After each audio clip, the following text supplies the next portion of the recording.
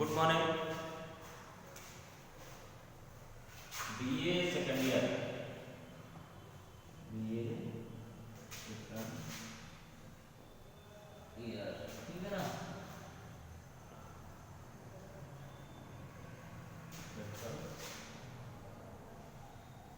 Political science, ठीक है ना।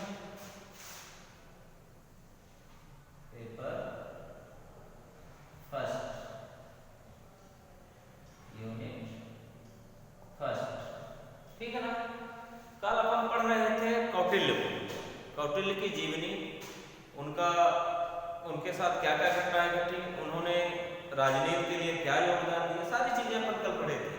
आज अपन पढ़ेंगे कौटिल्य की अमर रचना अर्थशास्त्र, कौटिल्य की अमर रचना अर्थशास्त्र, इकोनॉमिक्स।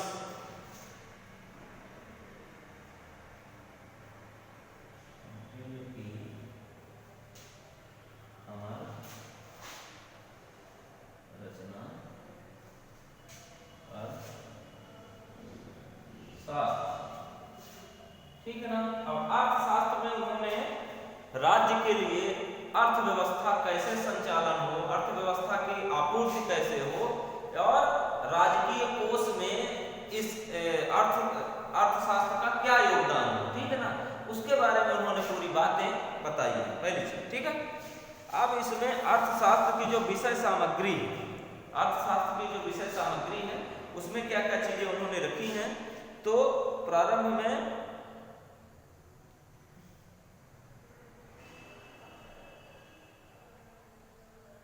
ठीक है,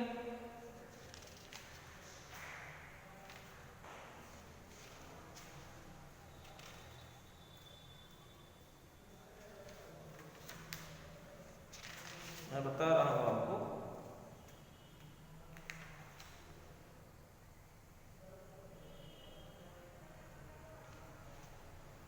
हाँ, राजशाही का सिद्धांत अर्थात बुद्धिमान राजा के कार्य और गतिविधियां,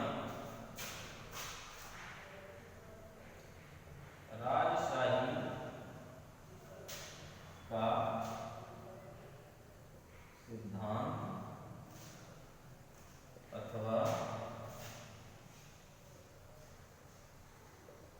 बुद्धिमान राजा के कार्य एवं गतिविधियां, ठीक है। अब इस पॉइंट से ही स्पष्ट है कि राजशाही का सिद्धांत यानी कि राजपाट का संचालन कैसे हो, राज कैसे चलाया जाए, ठीक है ना।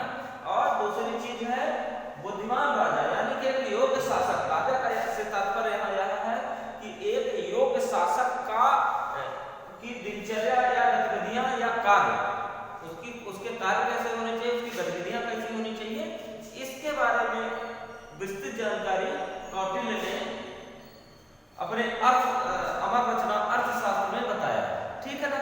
अब इसमें अपन देखते हैं कि राजशाही सिद्धांत में क्या क्या चीजें रखनी चाहिए, ठीक है ना। तो इसमें बताया गया है, स्पष्ट बताया गया है कि शत्रु राष्ट्र को वश में करने के उपाय, शत्रु राष्ट्र यानी कि जो हमारे राष्ट्र हैं, जो विपक्षी हैं, जो विरोधी हैं, उनको वश में कैसे किया जाए या उनको हराया कैसे जाए, परास्त कैसे किया जाए, इसके बारे में उन्होंने बताया है, ठीक है ना। और बहुत सारी चीजें बताई गई हैं, जैसे मंत्री कैसे होने चाहिए, राजकोष कैसे होने चाहिए, देश कैसा होना चाहिए, उनका किला कैसा होना चाहिए, उनका कोष कैसा होना चाहिए, उनकी राजधानी कैसी होनी चाहिए, इस चीज के बारे में विस्तृत बताया है कि बृहद रूप से जो है तो एक संगठित राज्य जहां पे सुशासन हो, सुशासन का तात्पर्य यहाँ पे सीधा यह है कि राजा से सभी प्रजा का मतलब जनता, ठीक है ना, और राजा का मतलब शासक से जनता खुशहाल रहे, किसी भी प्रकार की समस्या जनता को ना, ठीक है। दूसरा है प्रशासन तथा कानून के सिद्धांत,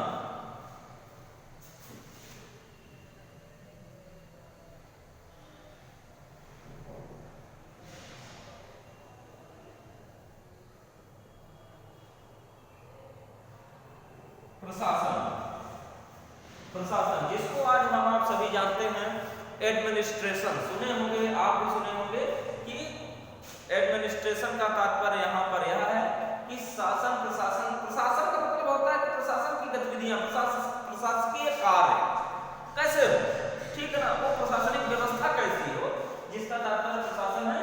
और कानून के सिद्धांत का तात्पर्य यह है कि प्रशासन किसी न किसी लॉ के अंतर्गत, किसी न किसी कानून के अंतर्गत कार्य करता है, हम आप सभी जानते हैं। अतः यहाँ पर यह देखा गया है कि कानून व्यवस्था, राज्य की प्रशासन एवं कानून व्यवस्था कैसी, ठीक है।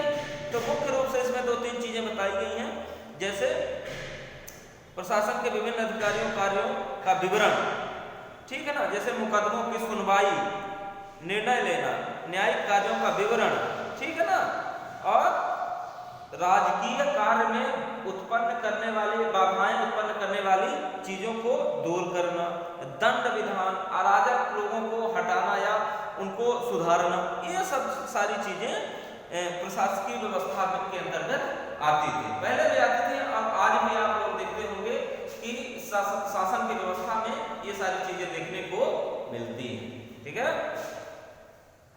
फिर अगला है युद्ध एवं राजनय कूटनीतिक समस्याएं। युद्ध,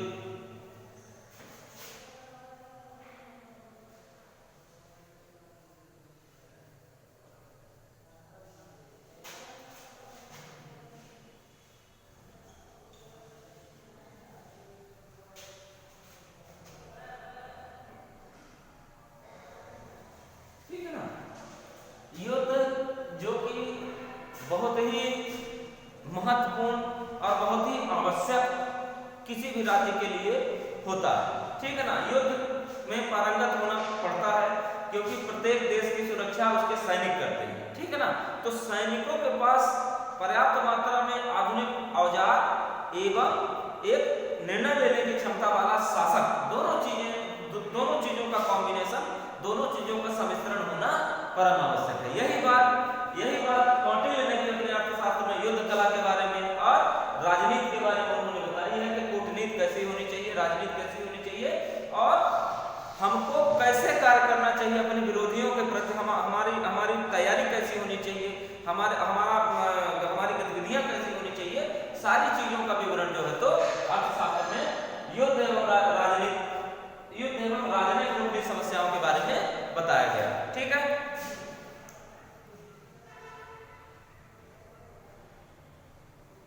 अब इसमें 2-3 चीजें बताई गई हैं, जैसे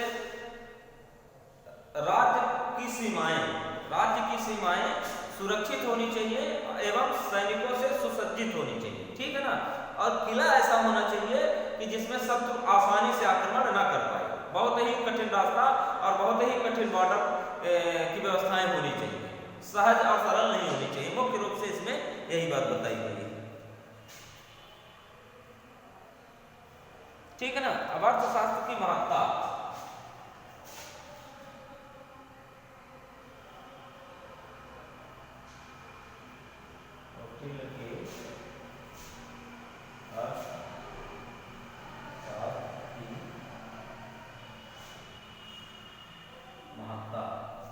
ठीक है ना। कौटिल्य के अर्थशास्त्र का क्या महत्व है, इसकी सबसे बड़ी चीज है कि इनके आज क्यों यह प्रासंगिक है। अगर कौटिल्य ने 1000 वर्ष पहले अगर कोई चीज बताई थी तो आज उसको हम आप क्यों पढ़ रहे हैं, इसको भी देखना परम आवश्यक है, ठीक है ना।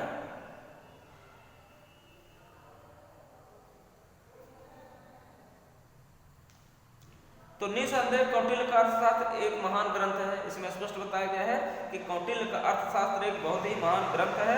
कौटिल्य एक यथार्थवादी विचारक ही नहीं बल्कि व्यवहारवादी राजनीतिज्ञ थे। इसका सीधा अर्थ होता है कि कौटिल्य एक विचारक नहीं थे बल्कि व्यवहार में जो उन्होंने तथ्य रखे उनको अमल में भी लाया, व्यवहार में भी लाया, ठीक है ना। कौटिल्य पहले ऐसे भारत में राजनीतिक थे जिन्होंने धर्म के एक अंग के रूप में जो है तो इनको मान्यता प्राप्त थी, परंतु कौटिल्य ने राजनीति को एक स्वतंत्र विषय माना है, यानी कि कौटिल्य ने धर्म को किनारे करके और राजनीति को महत्व दिया है, यानी कि अगर राज्य खुशहाल बनेगा, खुशहाल राज्य अगर रहे तो उसमें राजनीति का होना और स्वतंत्र राजनीति का होना परम आवश्यक माना गया है अकॉर्डिंग टू कौटिल्य। यानी कि चाणक्य।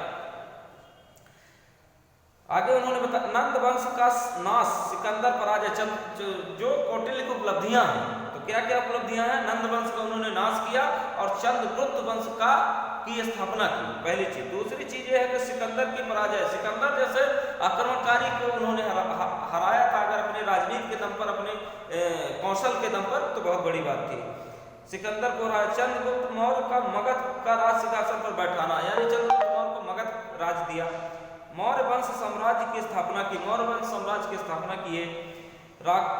राक्षस का मौर्य साम्राज्य का महामंत्री बनना, राक्षस नंद साम्राज्य का महामंत्री था, यानी कि जो नंद के शासनकाल का जो महामंत्री था, उसको नंद को हराने के बाद भी मंत्रिमंडल उसको दिया गया। जो मंत्री नंद शासन में कार्य किया है वही, मतलब इसका यह तात्पर्य होता है कि अगर किसी राजा को हरा दिया लेकिन उसका मंत्री योग्य, राजा को उन्होंने पराजित कर दिया लेकिन उनका मंत्री क्या था? योग्य था, तो राजा को हराने के बाद अपने शासनकाल में भी उस मंत्री को उन्होंने जगह दी। सीधा अर्थ यह है, इससे एक अर्थ यह भी निकलता है कि योग्य व्यक्ति को चाहे किसी भी खेमे का क्यों न हो, अगर उसमें अंदर योग्यता है तो उसको चाणक्य ने जगह दी और महत्व दिया। ठीक है, इसलिए कौटिल्य ने अपनी कूटनीति के दांव पेच से राक्षस को चंद्रगुप्त मौर्य का महामंत्री बनाया था। बिंदुसार और अशोक जैसे उत्तराधिकारी देना अर्थशास्त्र ग्रंथ की महत्ता को स्पष्ट करते हैं, यानी कि जो महान, आप सम्राट अशोक का नाम सुने होंगे, सम्राट अशोक उसी वंश से आते हैं, चंद्रगुप्त मौर्य वंश से आते हैं, तो यानी कि ऐसे महान लोगों को अगर एक दिशा निर्देश देना जिनके कार्यक्रमों को, जिनके क्रियाकलापों को आज भी हम अनुसरण करते हैं, जिनके क्रियाकलापों को आज भी हम अनुसरण करते हैं, तो समझ लीजिए कि 1000 वर्ष पहले अगर कोई सिद्धांत दिया गया होगा तो कितना महत्वपूर्ण सिद्धांत रहा होगा, जिसकी चर्चा आज हम 1000 वर्ष बाद भी कर रहे हैं। बहुत बड़ी बात होती है। ठीक है,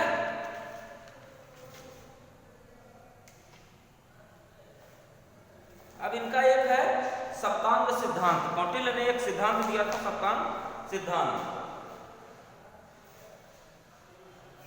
ठीक है ना, जिसमें मैं आपको बता देता हूं, जिसमें स्वामी का मतलब राजा होता है। ठीक है ना, अमात्य का मतलब होता है मंत्री और मंत्रिमंडल, मंत्री और मंत्रिमंडल। जनपद का मतलब होता है जहां से जो है तो राजधानी। जनपद का मतलब वहां ये होता था उस समय एक राजधानी, जहां पे राज्य का संचालन करने के लिए केंद्र बनाया जाता था और वहीं से राज्य का संचालन किया जाता था।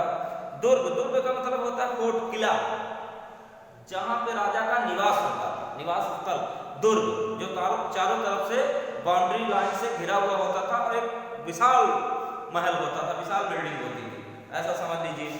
ठीक है ना, कोष का मतलब जो आप देखते बैंक, आज के समय बैंक को कोष समझ सकते हैं। ठीक है ना, जैसे RBI, ठीक है ना, रिजर्व बैंक ऑफ इंडिया, ये क्या है? कोष है, भारत का धन उसमें रखा हुआ है। तो उसी तरह से वहां राजकोष होता था। क्या होता था?